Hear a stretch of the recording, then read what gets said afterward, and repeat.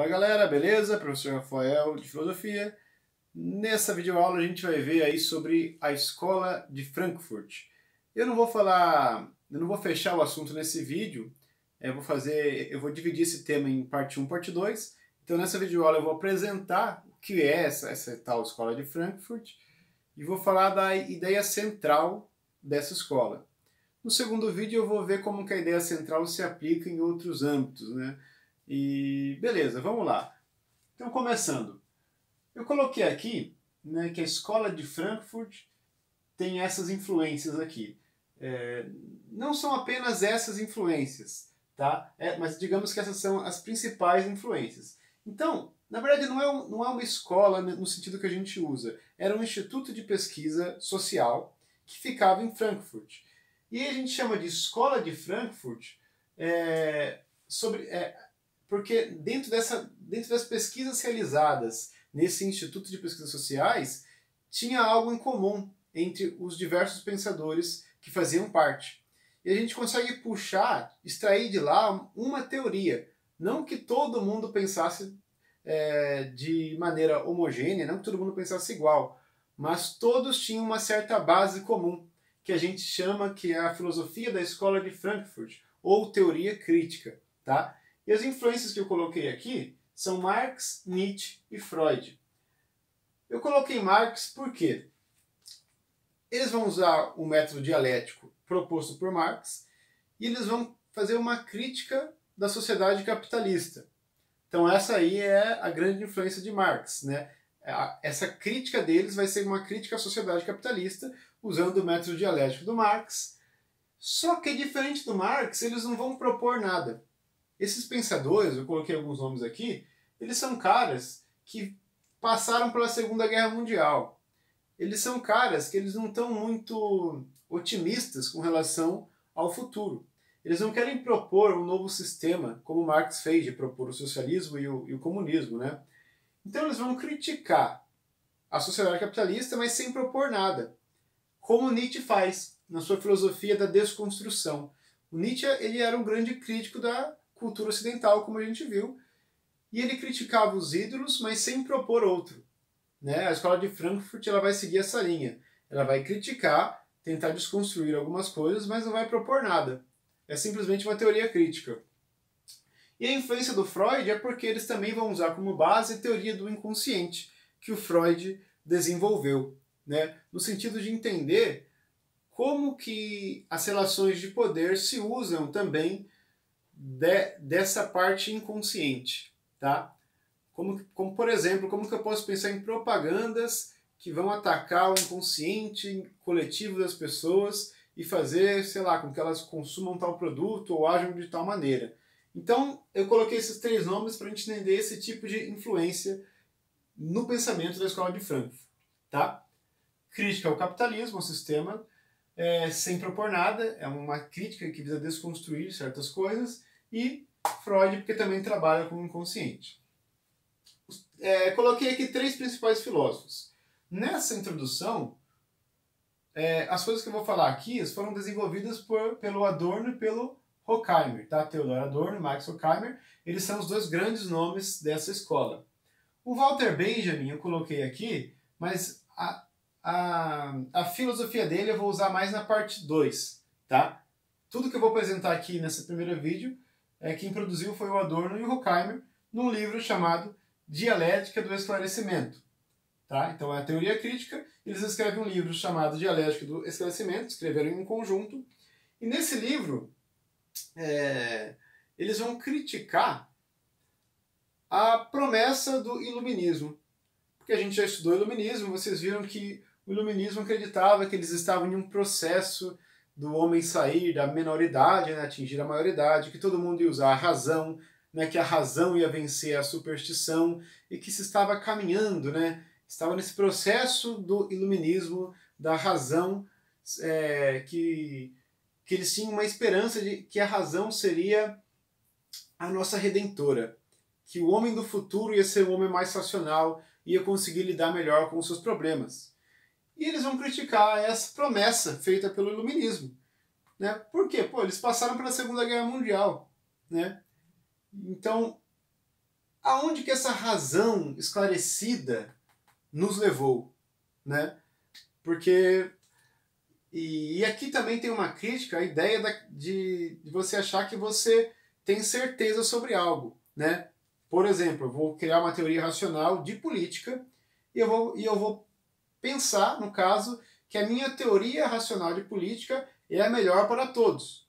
Aí vem o outro e pensa, não, mas a minha teoria também racional é a melhor para todos. Todos devem viver segundo a minha. Não, todos segundo a minha.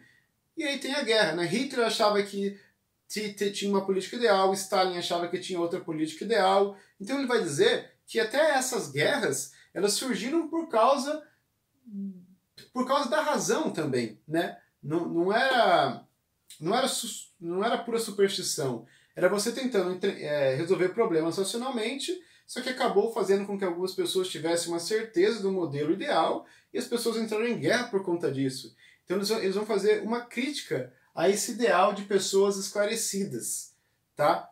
E ele vai dizer que essa razão que o iluminismo, não que o iluminismo pregou, mas ele vai dizer que a razão que venceu com o movimento iluminista foi a razão instrumental, tá? Eles vão dividir aí razão crítica e razão instrumental, que a gente vai ver melhor na próxima lousa. Mas eles vão fazer uma crítica de que a razão que a gente tem na nossa sociedade atual é uma razão instrumental e não é uma razão crítica, tá? E essa crítica deles se direciona justamente a esse tipo de razão que o iluminismo gerou para a gente, né? Ou seja, foi um movimento que prezava a razão, mas ele falhou na sua proposta e o que ele nos deu foi essa razão instrumental que, segundo a escola de Frankfurt, é a razão instrumental que foi aí uma das causas da Segunda Guerra Mundial, por exemplo, né?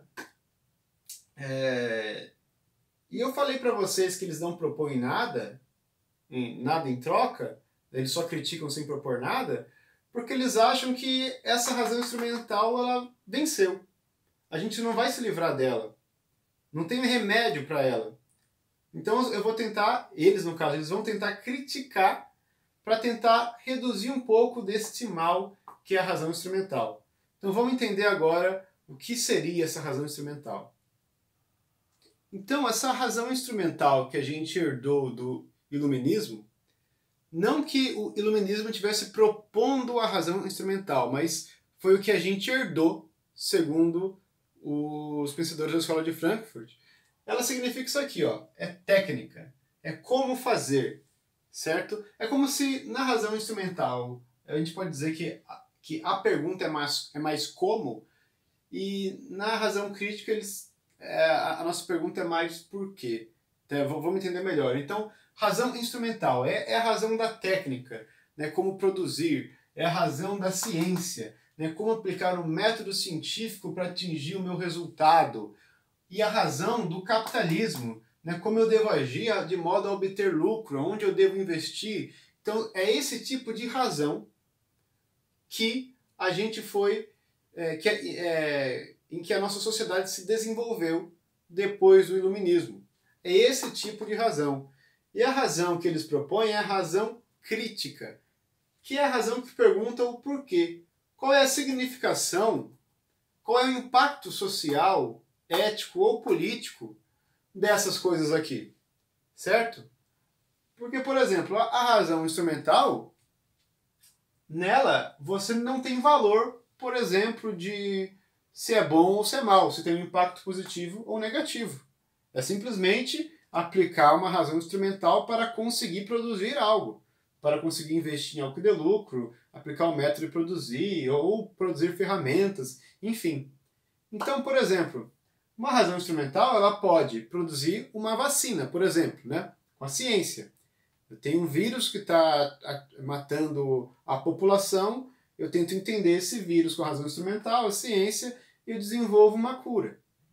Mas a razão instrumental também pode produzir uma bomba atômica, por exemplo, né? E a razão crítica ela vai falar, não, mas qual é o impacto de você construir uma bomba atômica?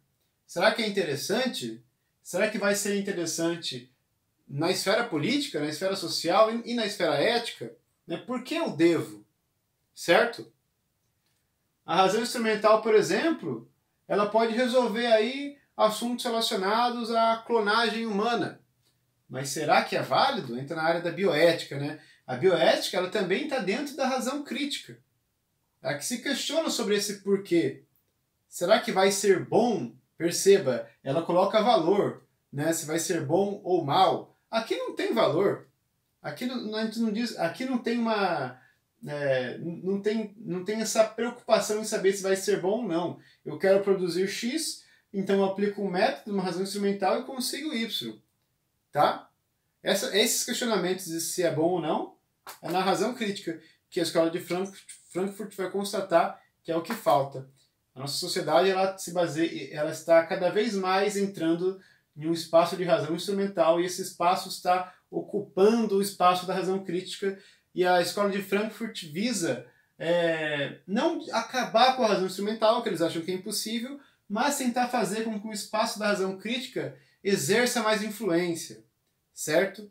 Consiga se expandir ali para tentar melhorar um pouco essa situação de uma sociedade focada na razão instrumental, tá?